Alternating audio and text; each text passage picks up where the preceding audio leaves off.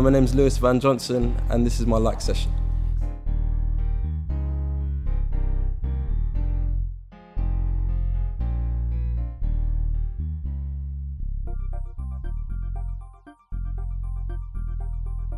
I'm a singer-songwriter, musician, I also do production.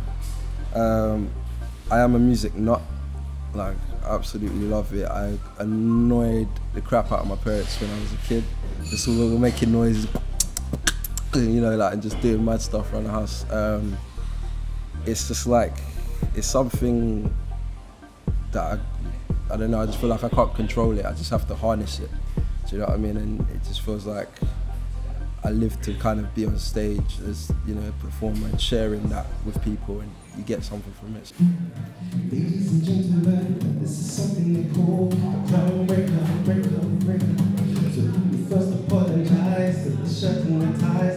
You're a maker, cause I'll make you ugly. As soon as we're all around page, it's popping before you know it.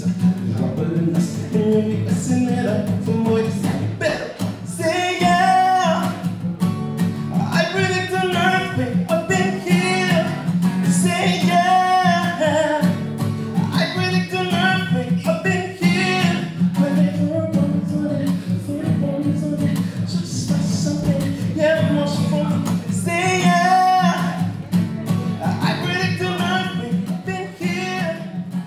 I was in Austria yesterday because I also played for an artist called Patrice. We've been on the road for about 2 years, just going back and forth, so it's a bit mad. A friend of mine's uncle is a sound engineer, and he known me from the Brit School, seeing me perform there, and then I did a show, a showcase there, about 4 years ago, my own showcase, and he volunteered to do the sound engineering for that in the front of house, so it was really cool. And then yeah, we did that, and then I didn't hear anything for about 2 years, and then he called me up out of the blue and just said, yeah, I know this guy, he's looking for a guitarist, vocalist to play for him, go on tour with him. And yeah, would you be interested? I was like,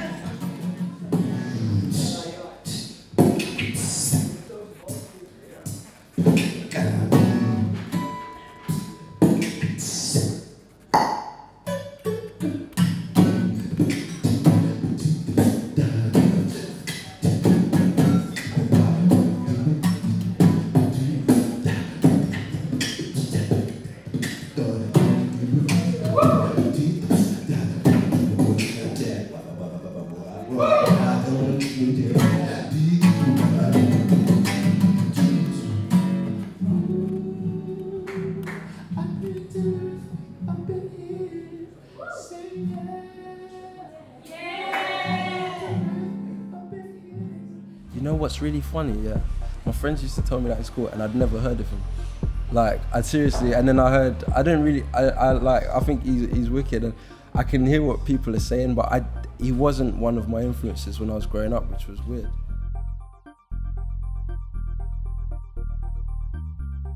I had a lot, mainly Michael Jackson, Stevie Wonder, Ray Charles. I used to listen to old stuff like the Platters, and Marvin Gaye, Prince.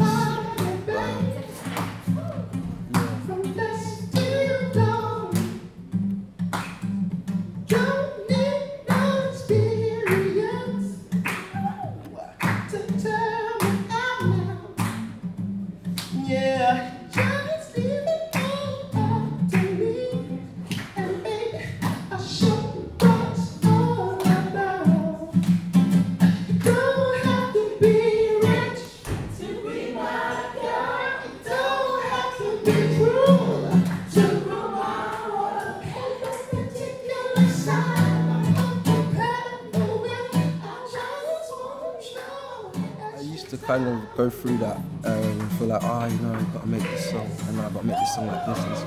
But what I find is you can't restrict the creative process. When you create, if you restrict the creative process, you're not being creative. So you're already boxing in something when you've got all this space that you could use. So make your song first, and then have the content, and then play with the arrangement, because it's just arrangement afterwards. And you know, you can have your full version on your album, whatever.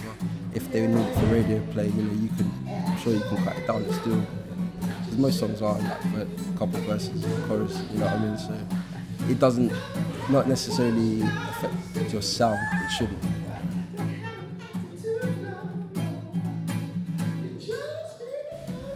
I always try to be true to myself, so I sometimes won't know what I'm going to write. It's sometimes literally, I'll have a line in my head, bang, it comes in with the melody, I write that and then the song writes itself. Sometimes I don't even know what I'm writing about until it's actually done, or you work out the meaning until it's done, or sometimes I've got the concept and I know what I want to write about. So generally when it naturally comes out, it generally conscious.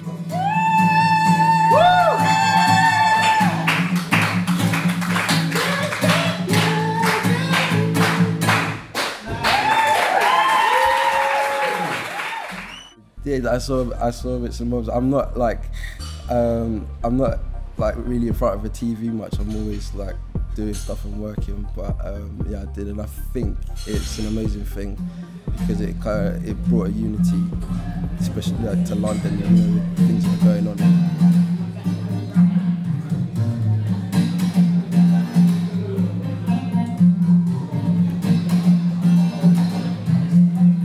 It was a unity of.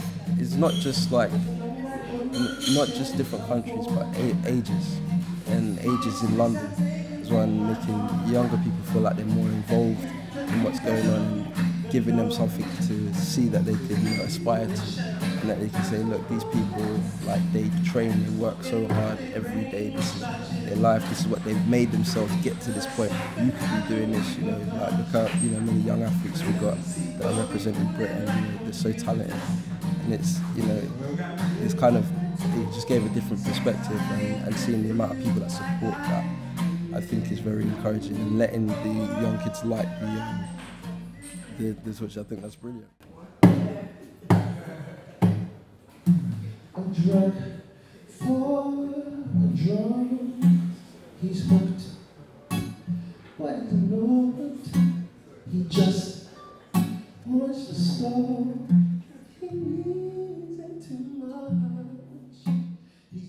Well, I'm a pretty conscious person. I've always kind of wrote like that since I was a kid, and again, one of my inspirations is Bob Marley as well.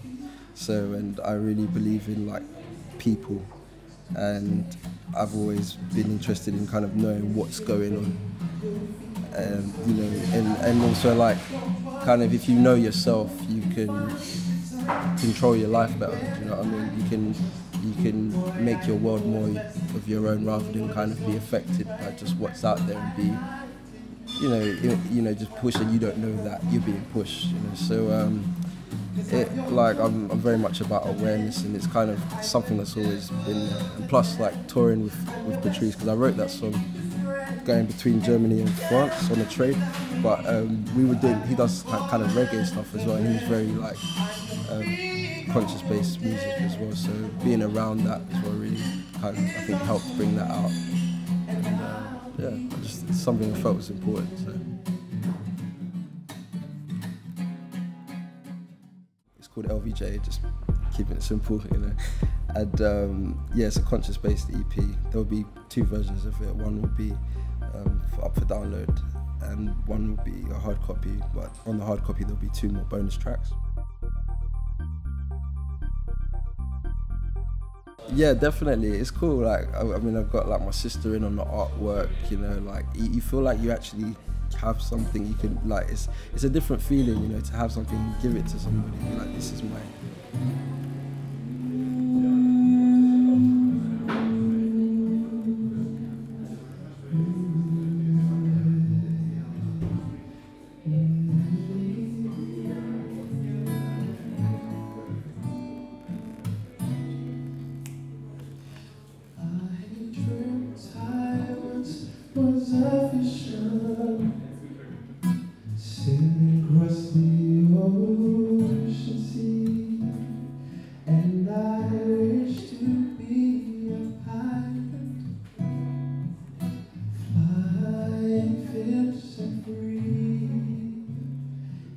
I wrote the songs kind of all within the same time period, like I'd say the past year.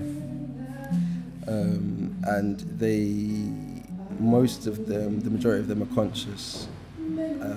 One's more romantic and one's fun. I've got, or my dad does.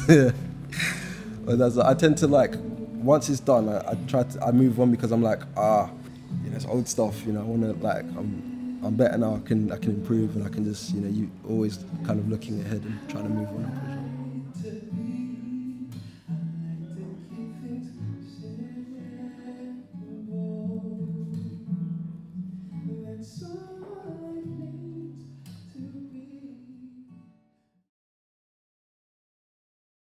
To be honest, I like both scales of it.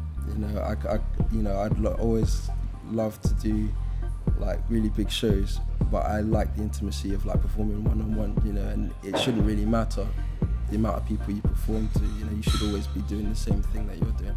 And I kind of think, I guess, depending on other influences, external influences, or what people that buy into what I'm doing, it depends on that as well, and how it moves. But for now, I just continue to keep pushing and build a fan base.